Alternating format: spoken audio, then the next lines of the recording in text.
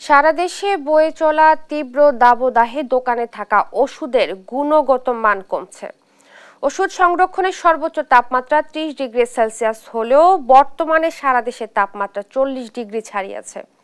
অধিকাংশ ওষুধের দোকানে নেই তাপ নিয়ন্ত্রণের ব্যবস্থা। এতে নির্ধারিত সময়ের আগে অধিকাংশ ওষুধ নষ্ট হতে পারে বলে শঙ্কা বিশেষজ্ঞদের।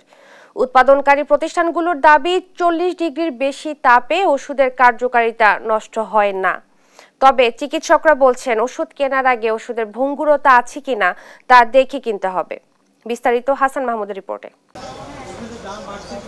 তাপ সংবেদনশীল ওষুধ ছাড়া বাকি ওষুধ সংরক্ষণের আদর্শ তাপমাত্রা 30 ডিগ্রি সেলসিয়াস। তবে দেশে বয়ে যাওয়া তীব্র তাপপ্রবাহে খুচরা দোকান বা ডিপো কোনোটাতেই সেটি মানা হচ্ছে না।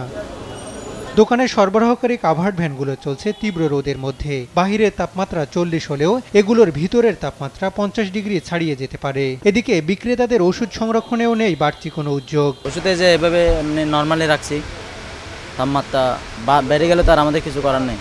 কোল্ড চেইন মেডিসিনগুলো তো আমাদের ফ্রিজে আছে, আর বাকিগুলো তো আমাদের গ্লাসের ভিতরে আপনার তাপমাত্রা নিয়ন্ত্রণ করে আছে।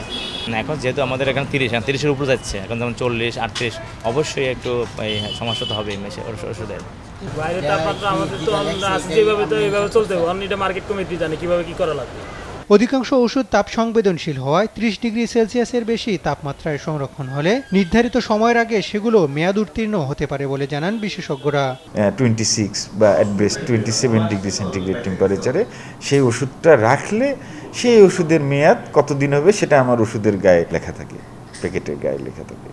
কিন্তু সেটা যখন 40 ডিগ্রি হবে, 39 ডিগ্রি, 40 ডিগ্রি হবে, তখন কিন্তু সেটা মেনটেন হবে না, তখন ওই মেয়াদটা কার্যকর হবে না, মেয়াদের আগে নষ্ট হয়ে যেতে পারে। তবে উৎপাদনকারী কোম্পানিগুলো বলছে বাজারজাতের আগে 40 ডিগ্রির বেশি তাপে ওষুধ পরীক্ষা করে বাজারজাত করা হয়। এ অবস্থায় স্বল্প সময়ের বেশি তাপে গুণগত মান নষ্ট হবে না বলে আশ্বস্ত করছেন তারা।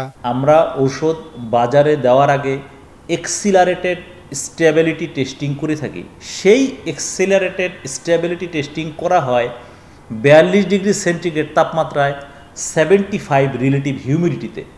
যদি সেইখানে সেই স্টেবিলিটি টেস্টিং কোয়ালিফাই করে তবেই আমরা সেই ওষুধটা বাজারে দিচ্ছি। সুতরাং অনেক ওষুধ আছে যেগুলো 42 ডিগ্রি সেন্টিগ্রেড তাপমাত্রাও স্টেবল থাকবে।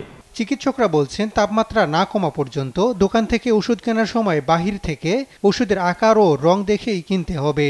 যদি কোনো ঔষধের ক্ষেত্রে আমরা দেখি যে ট্যাবলেট ঔষধ সেটি ভঙ্গুর হয়ে গিয়েছে, ভেঙে পড়ে যাচ্ছে আপনা আপনি, বা ক্যাপসুলটা আঠালো হয়ে গিয়েছে, জেলাটিন ক্যাপসুল সেটা আঠালো হয়ে গিয়েছে, সিরাপের ক্ষেত্রে যদি সিরাপের যে স্বাভাবিক রং সেই রঙের পরিবর্তন হয়েছে, বা যে কোনো ঔষধের ক্ষেত্রে যে ঔষধের যে স্বাভাবিক গন্ধ সেই গন্ধটার মধ্যে একটা তারতম্য দেখা দিয়েছে, এরকম পরিস্থিতিতে ধরে নিতে পারি এটা এই তাপজনিত কারণে ঔষধের একটা পরিবর্তন হয়েছে। তবে বর্তমান তাপমাত্রায় ভিটামিন, প্রোবায়োটিক, ইনজেকশন সহ তাপ সংবেদনশীল ওষুধের কার্যকারিতা নষ্ট হতে পারে। এ অবস্থায় এসব ওষুধ সরবরাহ ও সংরক্ষণে বিশেষ ব্যবস্থা অত্যন্ত জরুরি বলে মনে করছেন বিশেষজ্ঞরা।